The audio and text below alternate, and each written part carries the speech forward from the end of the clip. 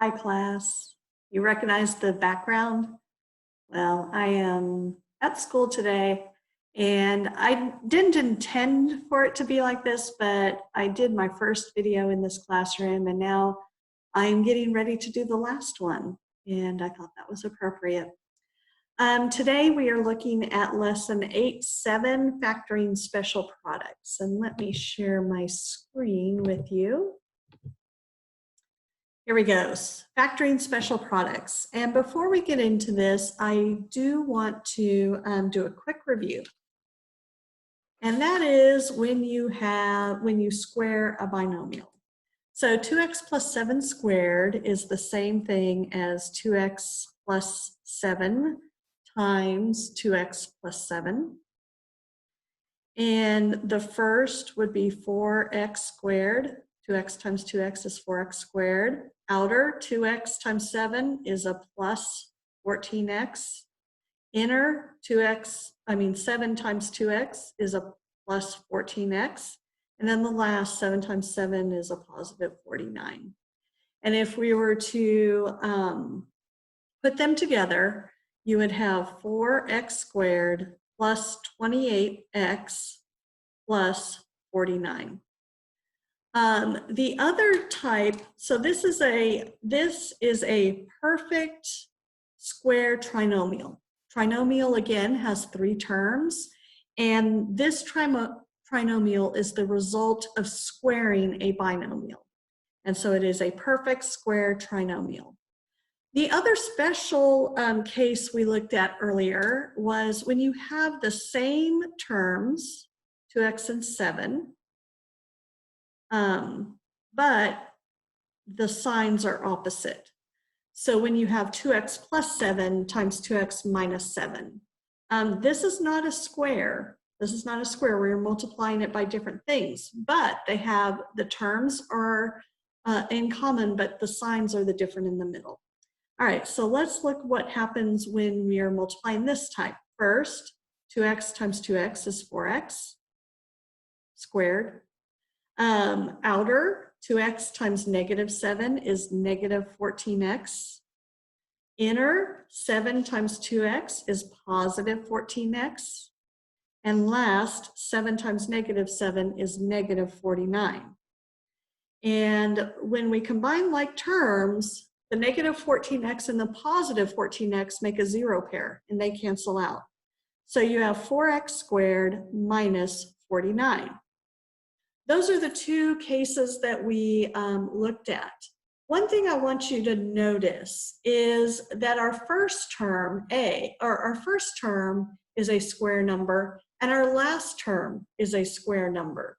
So they both have squares. And then this, the first and last, are both square numbers.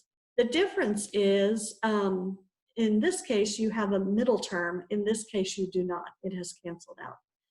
So let's look at a few little quick notes before we do some together. And one thing, perfect square trinomials, what are they?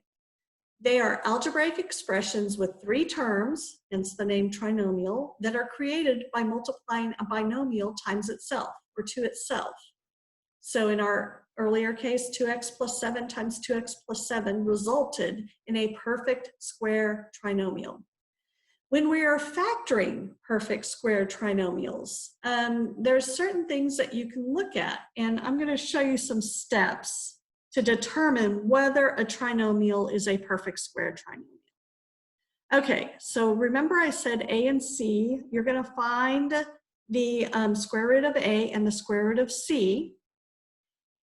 If, oh, I'm frozen. Here I go. If b equals 2 times the square root of a times the square root of c, then the trinomial is a perfect square.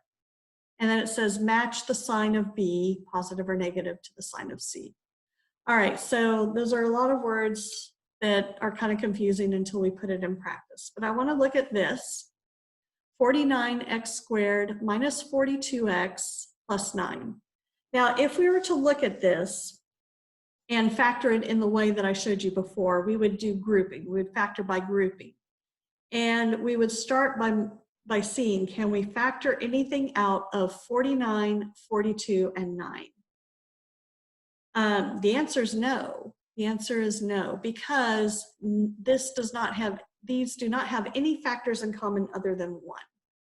So then we would multiply A times C, 49 times 9, and we would get a huge number. And then we'd have to find the factors, etc. And the factors that would make a negative 42, and then we would group them, factor them again.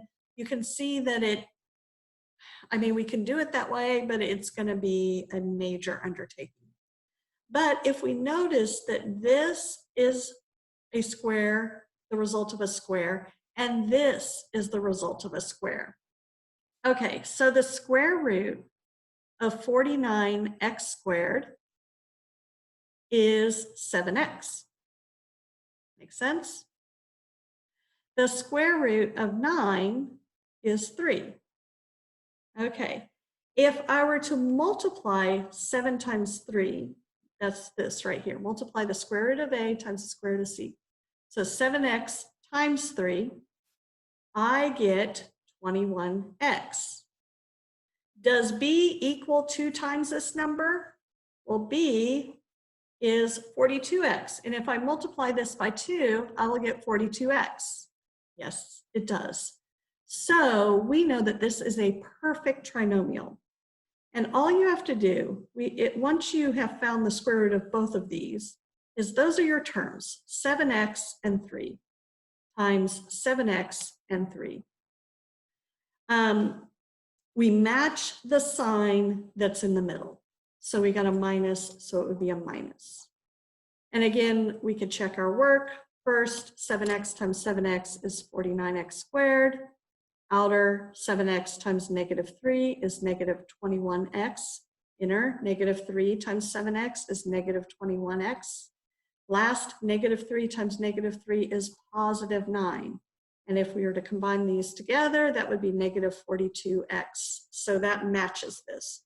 So again, if you notice that the first and last terms are perfect squares, you can use that to see if this is a perfect square trinomial. And if it is, we end up with this, but just to make things a little tidier, we would write this as 7x minus 3, close your parentheses, squared. Okay, let's look at some of our practice problems. Now, I did do this on paper because I thought that it would help us, because I don't have enough space on here. We're going to do the even ones together. And again, this is one of those cases where we need to do a lot of them together. We need to start seeing the patterns. And once you start seeing the patterns, they'll jump out at you. All right, so let's look at number 2. Actually, I want to come back here. The directions tell us to determine whether each trinomial is a perfect square trinomial. Write yes or no. So we're going to write yes or no. And if the answer is yes, factor it. Okay. So to check whether it's a perfect square trinomial, we're going to take the square root of A and the square root of C. The square root of r squared is r. The square root of 4 is 2. And then we multiply it together and we get 2r.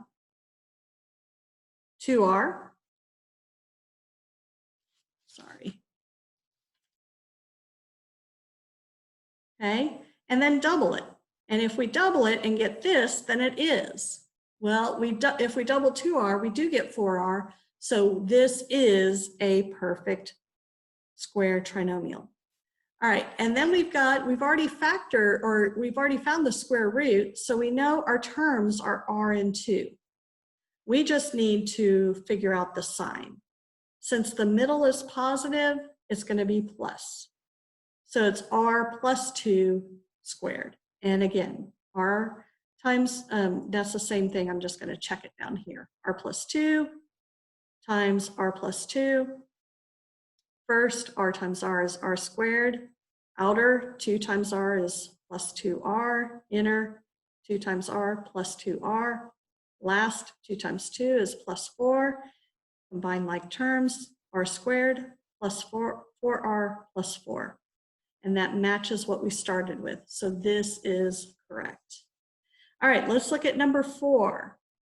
Now remember, we take the square root of a and the first term and the last term actually. But here's, first we need to see, can we factor anything out? I'm getting ahead of myself. A 2, a 4, and a 9. Well, the answer is no, so let's dive in now.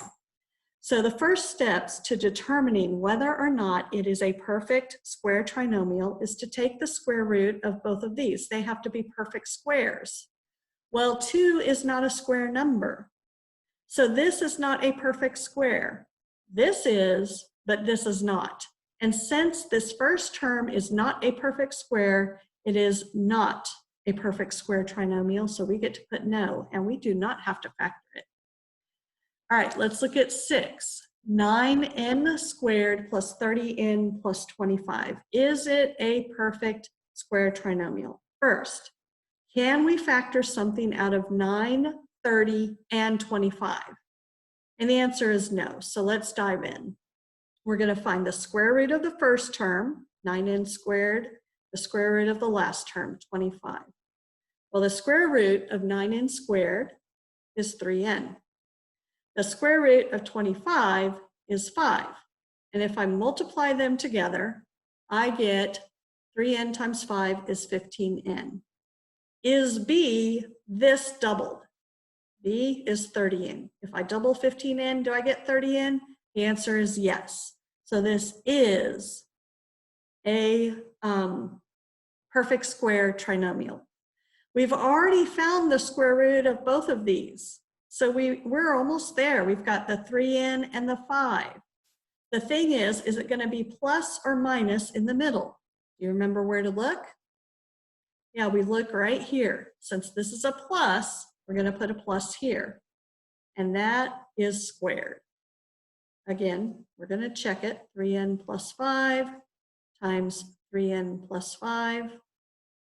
First, 3n times 3n is 9n squared. Outer, 5 times 3n is plus 15n. Inner, 5 times 3n is plus 15n. Last, 5 times 5 plus 25. You combine like terms, 15n plus 15n is a plus 30n. So we've got 9n squared plus 30n plus 25. That matches, so this is correct. All right, so we looked at the first part, which was determining whether the trinomial was a perfect square trinomial and then factoring it. Now for the rest of the assignment, it says to factor each polynomial if possible. If the polynomial cannot be factored, write prime. Okay, so let's look at 8. All right, there it is, 8. 8 is n squared minus 64. Now in this case, I notice we have a square term, a perfect square term, and another perfect square term with nothing in the middle. So the square root of n squared is n. The square root of 64 is 8. Okay, now do you remember what it looks like if we were to get rid of that middle term? That middle term would be bx or bn in this case. We're missing that middle term. So that means it needs to be gotten rid of, which is our special case of both binomials have an n and an 8. The difference is what goes in the middle. And this is going to be plus 8. This is going to be minus 8. So n times n is n squared. The outer would be negative 8n and the inner would be positive 8n. And when you do negative 8n plus 8n, it zeroes out. And then 8 times negative 8 would be negative 64. These are pretty easy to spot once you start knowing what you're looking for. So there's your answer for number 8. All right, let's look at number 10, 4h squared minus 56. Can we factor anything out? Remember, you always want to factor something out first. And the answer is yes. We can factor a 4 out, okay?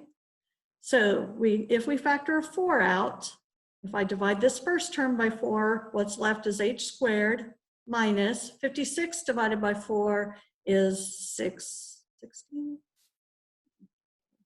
14. Ooh, 14. Okay, now let's look at this.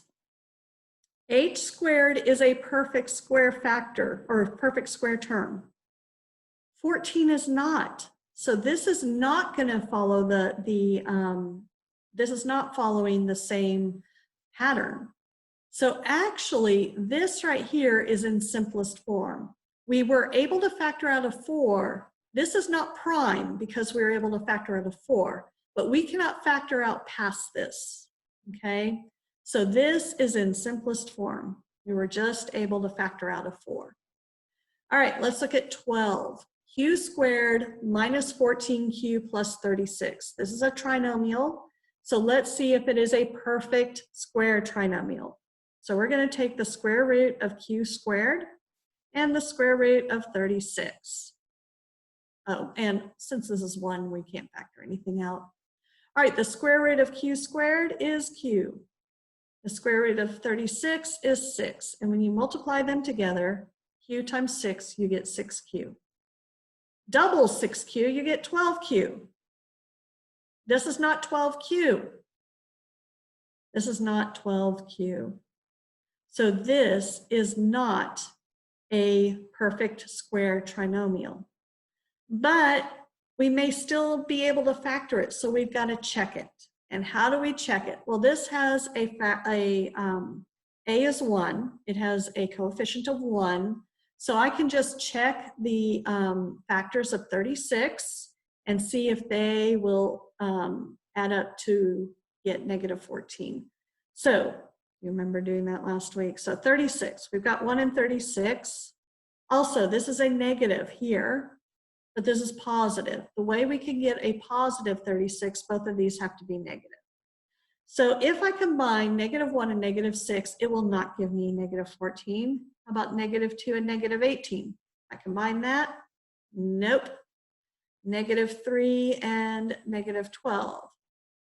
Negative 3 times negative 12 is 36. If I combine those, it will not give me negative 14. How about negative 4 and negative 9? That will not give me negative 14 either. And then the last is negative 6 and negative 6. If I combine them, nope. All right, so we looked at all of the factors. This cannot be factored, so this is prime. Prime. Oh, I'm stuck again. All right, let's look at 14.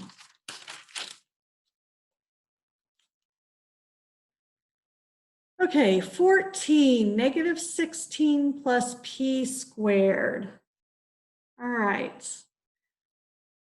Oops, sorry about that. Okay, I don't like the way this is, so I'm going to turn it around and make it more of in a standard form. So we're going to turn it to p squared minus 16. That's a little bit, that is standard form. This is not in standard form. We're changing it to standard form. Okay, I am looking. There's nothing to factor out because this has a 1. Is this a perfect square term? The answer is yes. Is this a perfect square term? The answer is yes. So I'm going to find the square root of both. Because there's nothing in the middle, we've got that plus minus thing going on. So the square root of p squared is p. The square root of 16 is 4. So those are my terms in my binomial, p and 4. And because there's nothing in the middle, one's going to be plus 4 and one is going to be minus 4. So p plus 4, p minus 4. And that will give me negative 16 plus p squared or p squared minus 16. Actually, this goes with this. If I wanted this to do this, I would just turn these around. So it'd be 4 plus p times negative 4 plus p. Either one of those is okay. Again, personal preference. I'm going to turn this around and write it in standard form. Actually, maybe I won't. Maybe I will, maybe I won't. I just hate that first thing being negative. All right, let's just leave it the way it is. Okay, we have got two terms. The first term is a perfect square, and the second term is a perfect square as well. All right, but can we factor something out? And the answer is yes. What could I factor out of 36 and 100? Well, I can factor out a 4. So we're going to factor out a 4.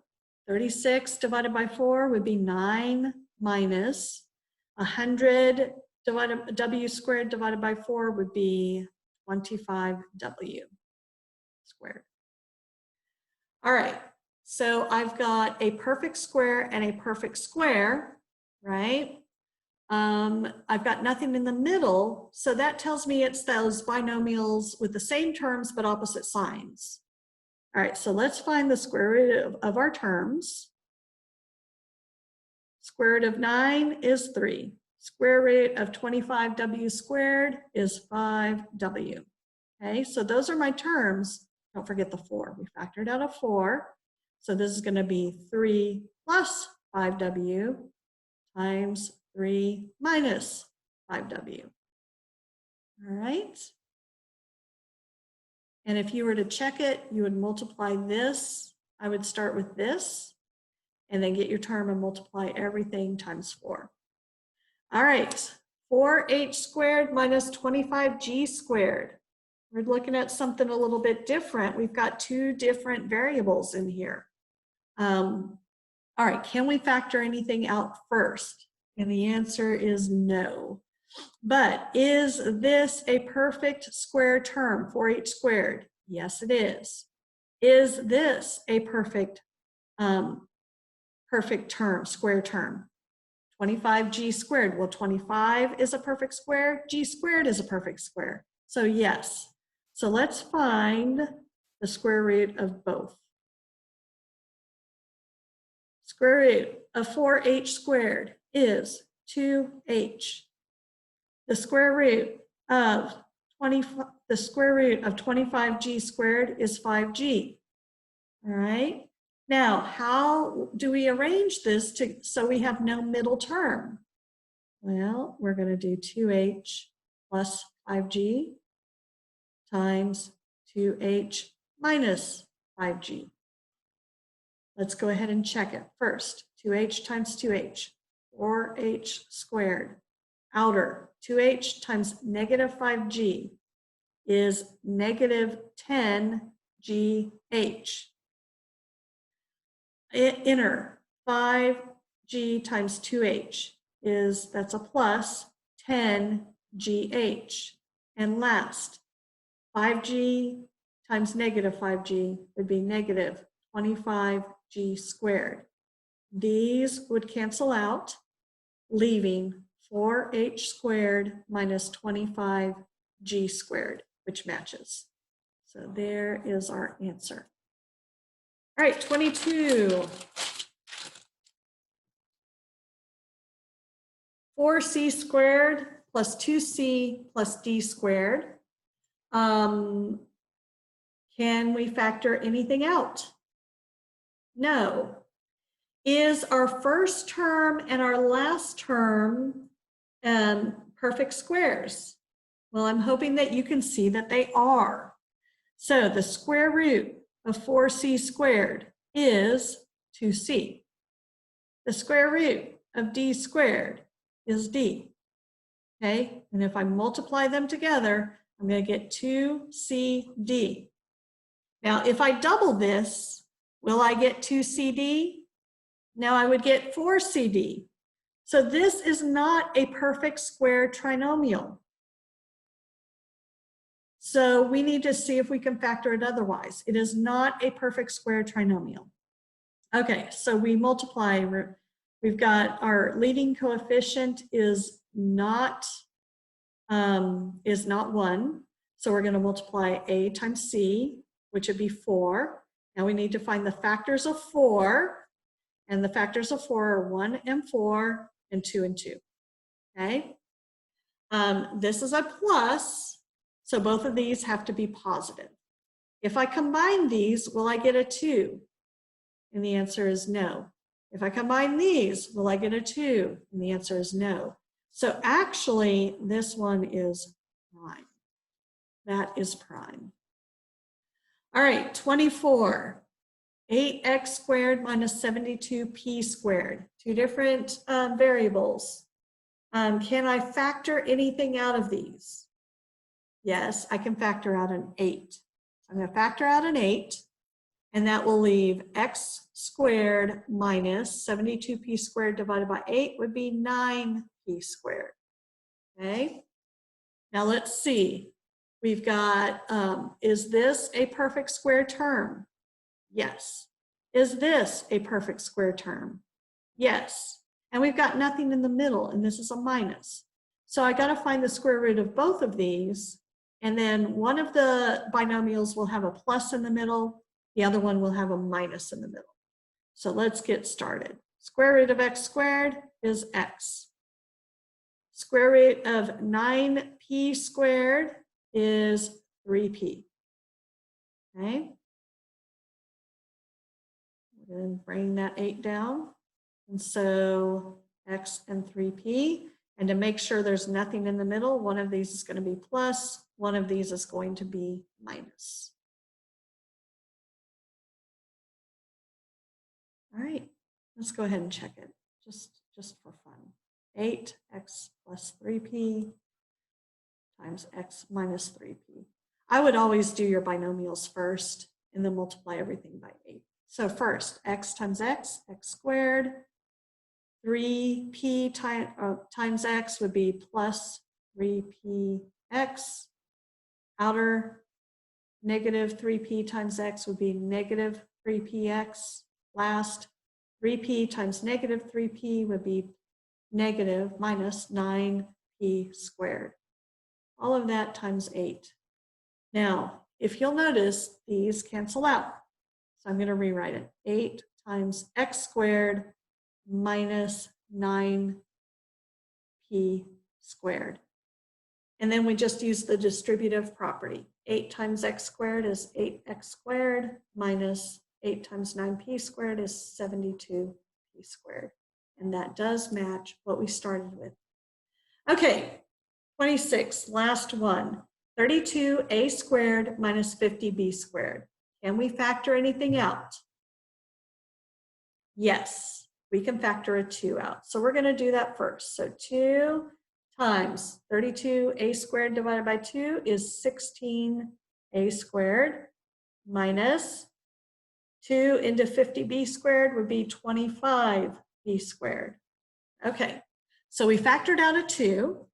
Now, is this, we've got two terms with nothing in the middle. Is this a perfect square term? Yes. Is this a perfect square term? Yes. So since they are both perfect square terms, we find the square root and then alternate the signs because to get rid of that middle term. Okay, so the square root of 16a squared is 4a. The square root of 25b squared is 5b. Okay, those are my terms. We got a plus or a minus 5b, and then bring down the 2 that you factored out at the beginning. So there is your answer. Okay, class, you have the odd ones to do. The first part, tell whether it's a perfect square trinomial. If it's yes, go ahead and factor it. And the second part, factor the polynomial if possible. And if it cannot be factored, you need to write prime. I hope you do well. And if you have questions, don't hesitate to contact me and I'll be happy to assist you. Have a great day, everyone. Bye.